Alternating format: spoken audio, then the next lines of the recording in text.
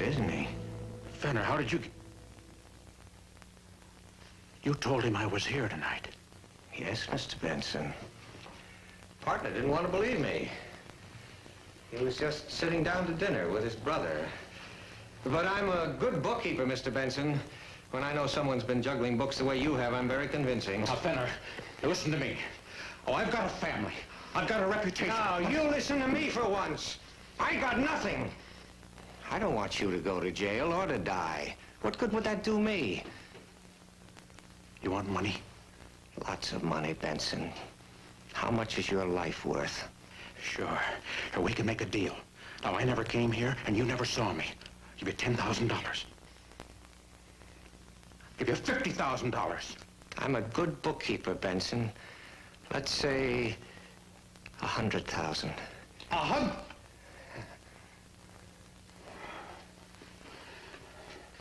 You know I can't bargain. Wait. You said my partner was with his brother when you called him. When they find out about this, the police will want to talk to you. Let him talk. No, I don't like it. You'll have to get out of town right away. Not until I get that money. You know I can't raise that much cash tonight. Wait. I'll send it to San Francisco by wire tomorrow night. Why San Francisco? Because boats and planes leave the country from San Francisco, and that's what I want you to do. Anyway, I've got a friend there who'll help me. Oh, that's that lady you visit on those business trips, huh? That doesn't concern you. I'll send her the money, and she'll contact you. Have you ever been to San Francisco? I've never been anywhere. Oh, good. Now, you won't want to register at a hotel. Why don't I go right straight to her place? Oh, I don't think so. There's a nightclub called Dantes Inferno. Go there and wait for her call. 10 o'clock tomorrow night. Dantes Inferno. 10 o'clock tomorrow night. Thank you, Mr. Benson.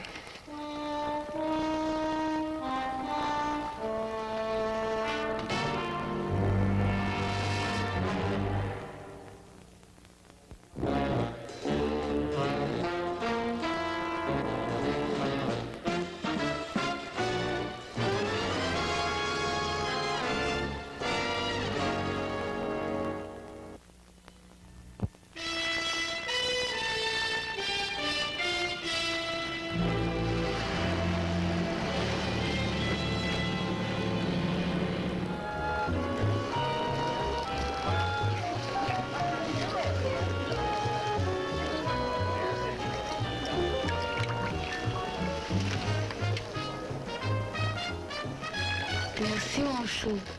Why am I your shoe? Oh, it is only a term of affection. It means my little cabbage. I'd rather be your little shoe.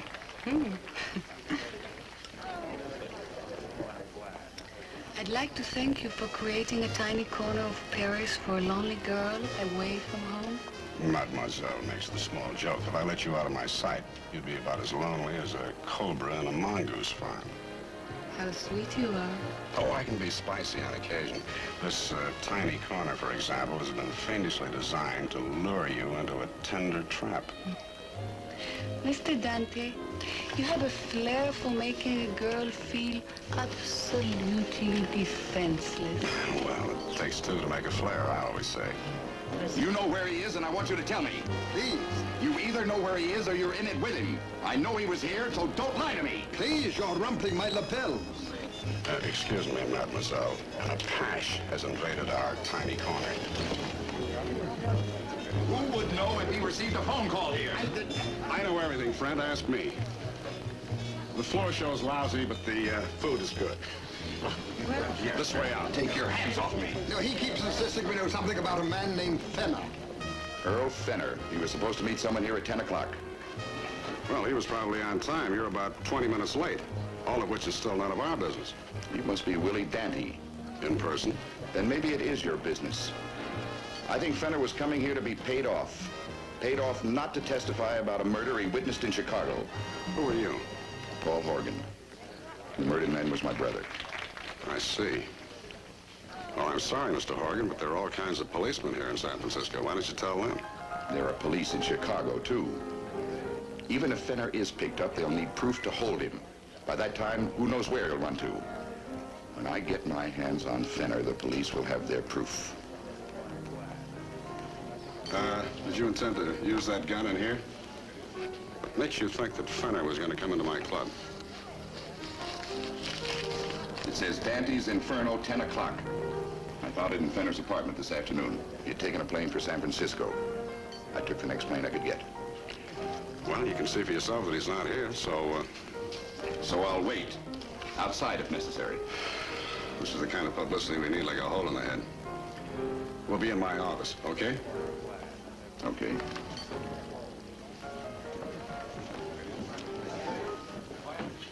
Now, the name is Fenner. Earl Fenner. He took one of your jet flights out of Chicago late this afternoon. Flight 714. Flight 714. With the time difference, he should have arrived here at 8:30 tonight. Oh? Wyoming. Hold it. Plane had engine trouble, was forced down near Casper. Now, what about the passengers? I see. Fine, thank you very much. Fenner and his fellow passengers will be put on a plane that arrives here at about 8:30 in the morning. I'm very sorry, Mr. Dandy. I guess I was just... Well, you were just wrong, Mr. Horgan, and frankly, I would have thrown you out. But I don't like people using my club for dirty payoffs and things like that. Come in. Hello, chérie? I can be kept waiting for another woman, c'est la vie. But for business, never. Business is over. I'd better be going. Thank you for your trouble.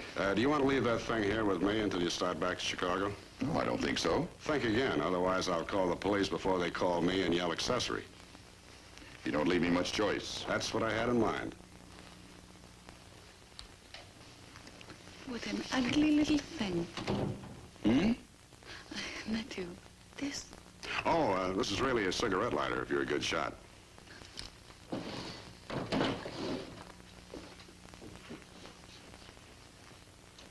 Are you there? You tell me. I wish you could speak French. I thought that was what I was doing. Oh, no. Oh, suspense can be charming, but this is ridiculous. You're fired. What is it? A telephone call asking me to page a Mr. Earl Fenner. Oh, the guy our erstwhile friend was looking for. Yes, the name is indelibly bruised into my memory. Well, what do I say? Not now, not yet, or not what? I don't like this place being used as a spittoon for any crummy deal. I must apologize, mademoiselle, for bursting in. I don't usually intrude. I was brought up in Europe. You must have left as a very young boy. Well, let's find out who and how. Attention 3. Hello? Yes, this is Earl Fenner. Mm-hmm. Marina Boulevard. Apartment 12. Do you have the money? Hello? Hello? A woman. She's expecting me as Earl Fenner, of course, in half an hour. Poor woman. I've been expecting you as Willie Dante all night. We could send the police. Well, as soon as she saw the uniform, she'd clam up and try her crooked game someplace else.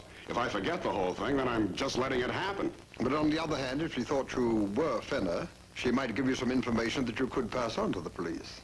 Any way you slice it, it looks like I'm elected. So you're going to go tonight to see that woman? I don't want to, mademoiselle, but if I don't, and the morning paper tells me that somebody's been hurt and maybe I could have stopped it, then I'm going to feel pretty unwashed. Mademoiselle, wait! Well, cheer up. You never know what might be waiting for you on Marina Boulevard, apartment 12.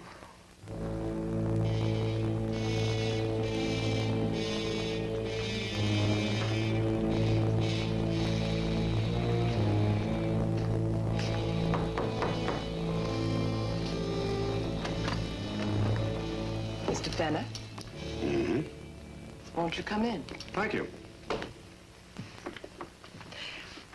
I'm Miss Crystal. No, you're not. And this isn't your apartment either. I know you meant that as a compliment. And I thank you by saying you're hardly what I expected in a bookkeeper. Well, you see, I flunked out of law school. Anyway, it's ex-bookkeeper now. Do you have the money? Of course. Won't you sit down?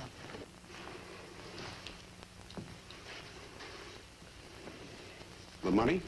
I can't give you the money until you get on the ship. And the ship doesn't leave until 6 o'clock tomorrow morning. Uh-huh, and it's just a little after 11 right now. You can read a book or take a nap. Or maybe you'd like some coffee. Thank you. Which ship and where is it going? Does that matter? In other words, I'm not going to find out until 6 o'clock in the morning. I have my instructions. But I don't have instructions to cover the time that you and I will spend together. You're going far away, and we may never see each other again. So I see no reason why we shouldn't be pleasant to one another. Well, there's your friend in Chicago. Mr. Benson's a very generous man. But he's hardly an attractive one. The night is young, Mr. Fenner. Did you know why Benson's giving me this money? You were very clever. You were in the right place at the right time, and you practically managed to have him kill his partner, didn't you? So you could catch him in the act. And none of this bothers you? Oh, we read about it in the newspapers every day.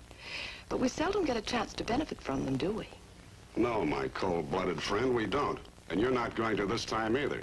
My name is not Fenner, it's Dante. What do you mean? What is this? This is what is commonly known as it. Your gentleman caller from Chicago took a bum plane. He won't be in until morning. At which time, you and the police will be there to welcome him with open handcuffs. Oh, you fool. You stupid fool. Oh, come now, honey. Don't go away, Matt. Coffee. It's a slow poison. The more you struggle, the faster it works.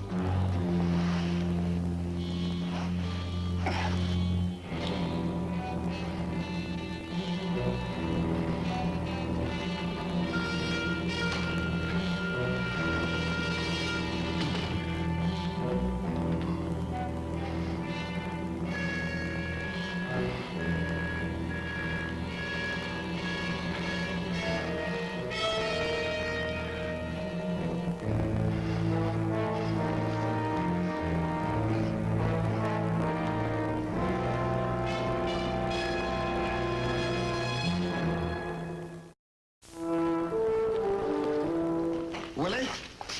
I told you I heard him in here. I thought I told you two to wait outside. But, Miss Nightingale, there's a terrible draft in that corridor. How you doing, Willie? Well, let's just say that I know how a pair of pants feel when they're being held upside down to shake out the pockets. The doctor will be with you as soon as he's finished in surgery. Nurse, dear, how about my clothes? After the doctor, Brownie. Ta-ta.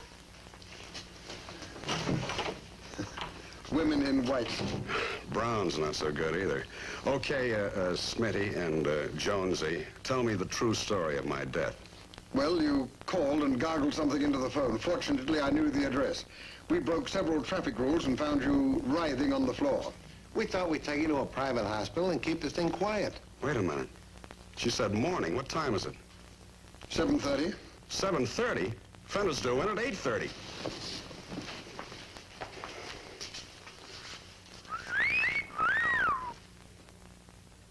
I see what you mean. Okay, I need a volunteer. Not me, Willie. Oh, no, Willie, please. Stu, you're the biggest. Take him off. All right. Biff, come here. You take me to the club and I'll change. Yeah, and then I'll have to come back here with Stu's clothes. Okay. Then you hightail it back to that apartment where you picked me up. Miss Poison doesn't live there, but see if you can find some kind of a lead on her. We weren't allowed to mention her name, but I had an aunt who did this on the stage.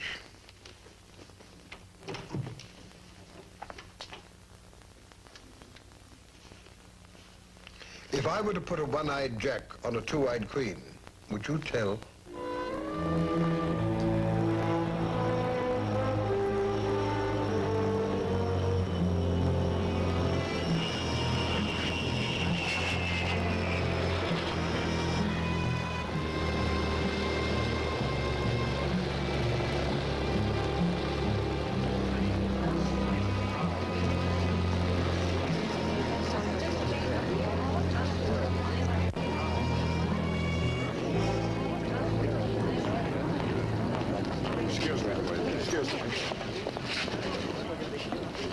It's all right, folks. He gets these spells all the time. Nothing to worry about. I'll just take him on home.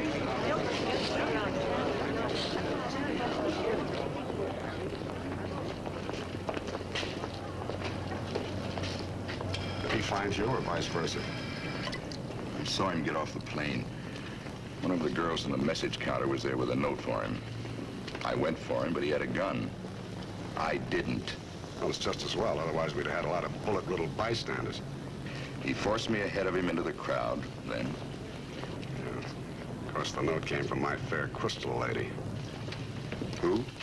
The dame who pays with poison. Well, never mind the details. The point is that your witness is on his way to being killed, and we don't know where. You say a girl delivered the message? There.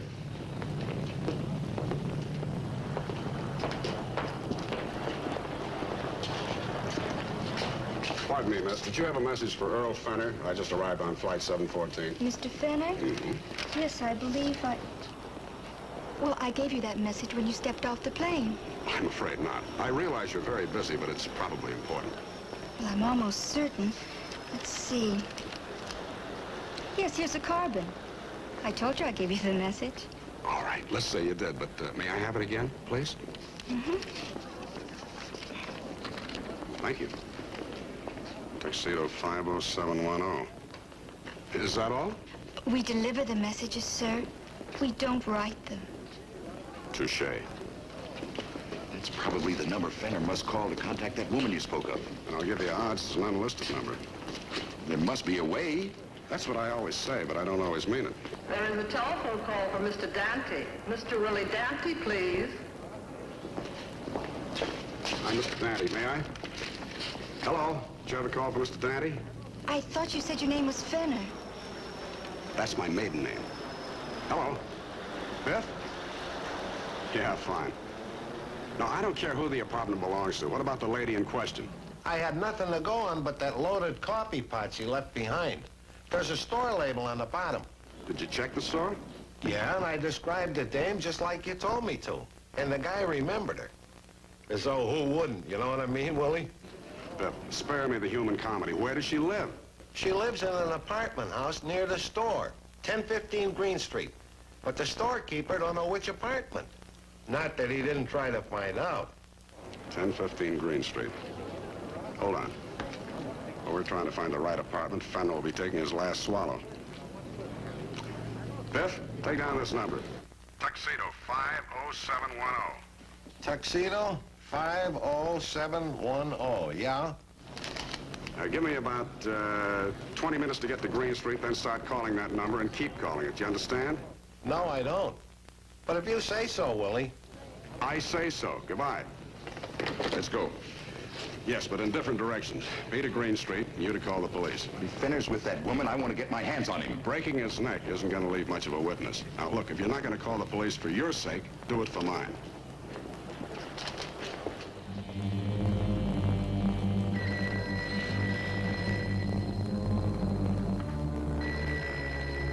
Hello?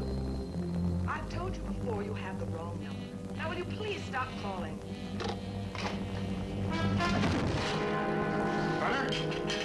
What is this? Don't say anything.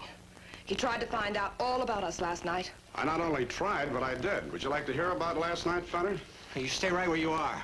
If this is some kind of trap, I'm warning you both. It's a trap, all right, hers. And if you've had any of that coffee, you better call a hospital because it's been poisoned. He's lying. It's a trick. Did she tell you all about the money and about how you'd get it when you got on the boat? Only there isn't any boat, Fenner, and maybe no money. How does he know about this? He's bluffing. Use that gun on him now and let's get out of here before it's too late. You were witness to a murder in Chicago. She was to pay you off to forget it, pay you off for a man named Benson. How's the bluff so far? I don't know what this is about, but I'm not going to let you stop me now, either of you. She stalled you on the money. Why don't you ask her to have a little coffee? Don't let him. Shut up. She was drinking coffee. But the coffee was already poured when you got here, wasn't it? Yours? Cheers. Take it. Can't you see he's stalling? Drink it. Go on, I said drink it.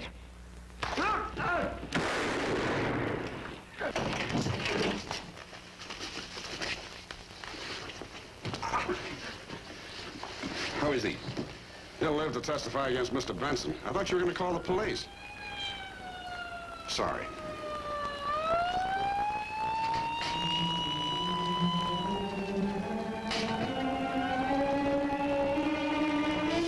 Hold it! Phew! What's the matter?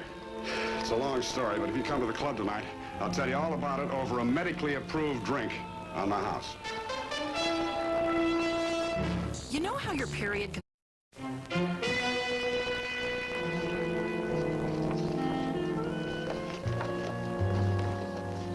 You know, they came in the morning mail. It's odd that she sent no message with them. The messages eat your heart out. You want me to call her again at her hotel and see if she's in? No, she's out to me. Well, better to have loved and loused it up than never to have, Bonjour. May I have my pictures back now? Mademoiselle, if you'll just let me explain. There is no explanation for a man showing disinterest in a woman. Au revoir. Comme tu es belle, mademoiselle. But that is French. Je t'aime. Je t'adore. That is a lie. You do not love me at all. But it is charming.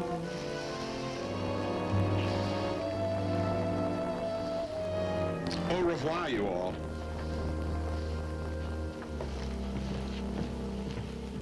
Wow, I didn't know Willie could talk French. It was once written that necessity is a mother, or something.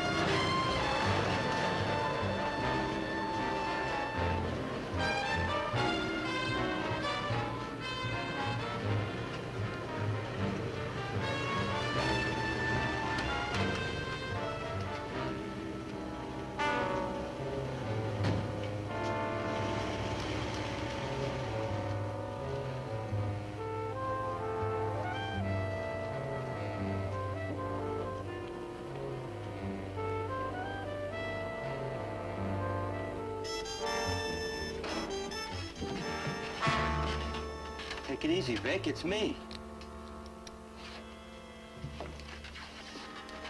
Did you see him? What did he say? He wouldn't see me, Vic. He told that girl out front to get rid of me. What do you mean? He made a deal. Yeah, well, he chickened out. Here's why. The warehouse job's all over the papers. He even got your picture on page 2. I knew we should have finished off that watchman. Vic, we're hotter than a pistol. The insurance company's got those furs pegged down to the last skin. Nobody's gonna touch them. 100 grand in fuzz, and we gotta sit on it. Ain't no kidding, Vic. Why don't we just leave this stuff and take off? Get out of the state, maybe. This town's closed tight to us. Ah, shut up. What's the matter? What are you looking at? This dame wrote a book about Willie Dante. Only she used a different name. But it says here she didn't fool nobody. Well, what's that to us? Listen, here's some more from the book. This guy, meaning Dante, would give this dame all kinds of presents like he never bought in no store. Jewels and furs. It says so right here, furs. So what? So it sounds like hot goods, don't it? Here's some more. The guy in the book had a cellar full of unmarked crates and boxes, which he would buy and sell most of the time without even seeing what they was. He's a fence. Can you beat that, Willie Dante? What else does it figure with a setup like his? Hey, what else did it say? Ah, the usual stuff about how big he is with the dames, you know. Yeah, the way I hear it, that's Dante, all right. He's class, Manny. And a little bit of heat on the goods won't bother him none. And he's top dollar, I'll bet you. Hey, well, let's go see him now. Tonight, when it gets dark, Willie Dante and us are gonna make it